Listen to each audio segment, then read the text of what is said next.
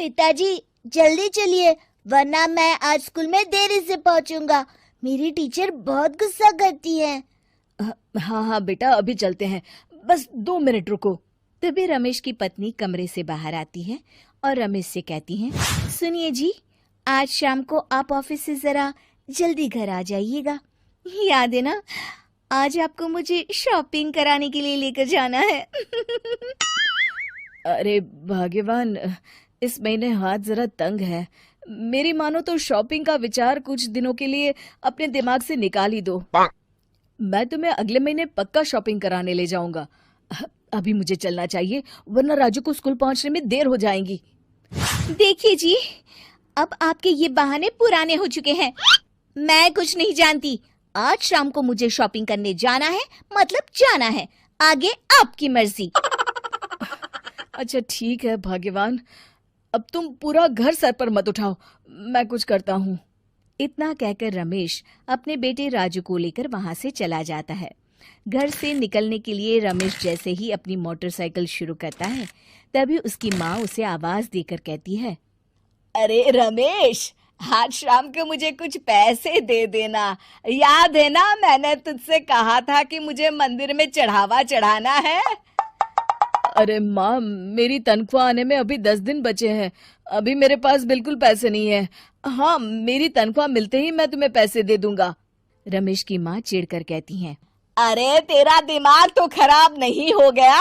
मैंने तेरे भरोसे मंदिर के पुजारी जी से वादा कर दिया है और तू कह रहा है कि पैसे नहीं है।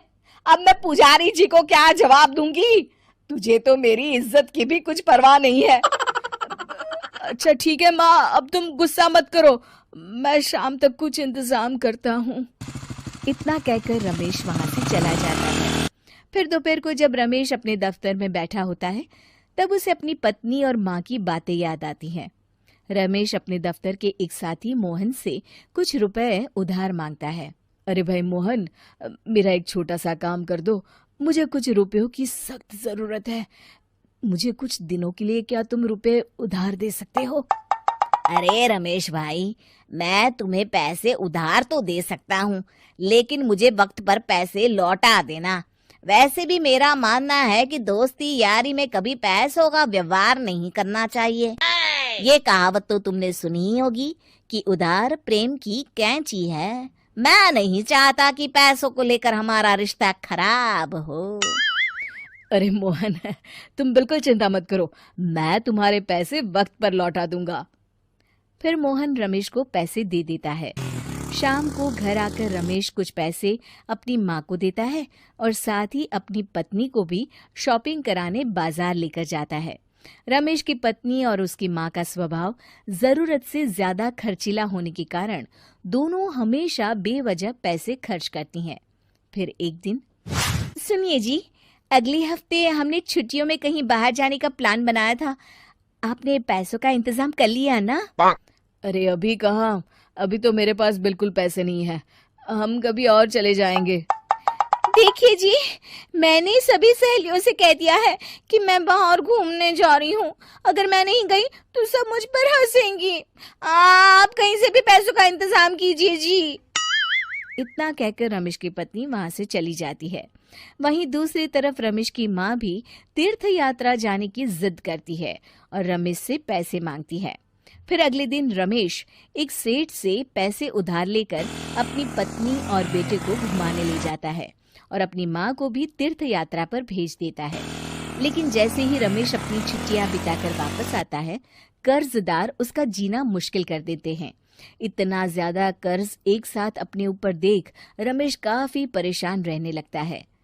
फिर एक दिन राजू की स्कूल की फीस वक्त पर न भर पाने के कारण रमेश को स्कूल में बुलाया जाता है। स्कूल के प्रिंसिपल साहब रमेश को सख्त हिदायत देते हैं कि अगर वक्त पर स्कूल की फीस नहीं भरी गई तो उनके बेटे का नाम स्कूल से काट दिया जाएगा। अपने बेटे की स्कूल की फीस भरने के लिए रमेश अपने दोस्त गिरधारी से कुछ पैसे उधार ले लेता है और स्कूल की फीस भर देता है। रमेश की माँ और उसकी पत्नी खर्चे और घर की जिम्मेदारी संभालते संभालते धीरे धीरे रमेश पूरी तरह कर्ज में डूब जाता है और तभी एक दिन दफ्तर में काम करते समय रमेश की तबीयत अचानक बिगड़ जाती है और वो बेहोश होकर गिर पड़ता है। उसे जल्दी से पास के एक अस्पताल में भर्ती कराया जाता है। रमेश के घर वालों को ये बात पता चल जाती है तो वे सभी अस्पताल पहुंचते हैं। अस्पताल के डॉक्टर साहब उन्हें बताते हैं, देखिए, देर रात तक जागने और जरूरत से ज्यादा काम करने की वजह से इन्हें चक्कर आ गया था। बेहतर यही होगा कि इन्हें कुछ दिनों के लिए पूरी तरह आराम करने दिया जाए। रमेश की हालत देखकर उसके बेटे राजू को बहुत गुस्सा आता है और वो अपनी दादी और माँ से कहता है, माँ, दादी, मैं इतना छोटा हूँ, फिर भी मैं इतना समझता हूँ कि पिताजी दिन रात दफ्तर में काम करके पैसे कमाते हैं। पिताजी अकेला पूरा घर संभालते हैं और आप दोनों अपने फिजूल के खर्चों के लिए उन पर दबाव डालते रहते हैं। आज पिताजी की हालत के जिम्मेदार तो आप दोनों हैं। राजू की समझदारी भरी बातें सुनकर रमेश की माँ और पत्नी को अपनी गलती का एहसास होता है और दोनों की आंखों में आंसू आ जाते हैं। फिर कुछ दिनों के बाद रमेश की तबीयत एकदम अच्छी हो जाती है और वो पहले की तरह अपने काम पर जाने लगता है। रमेश की माँ और पत्नी अब उसे किसी प्रकार की कोई तकलीफ नहीं देते और ना ही उससे किसी चीज की मांग करते हैं। फिर देखते ही देखते रमेश अपने कर्ज के सारे पैसे चुका देता है। उसकी जिंदगी पहले की तरह अच्छी हो जाती है और वो अपने परिवार के साथ खुशी खुशी रहने लगता है। शिक्षा, हमारे रिश्ते एक तराजू की तरह होते हैं जिसकी दोनों ओर जिम्मेदारी और समझदारी का वजन बराबर होना चाहिए।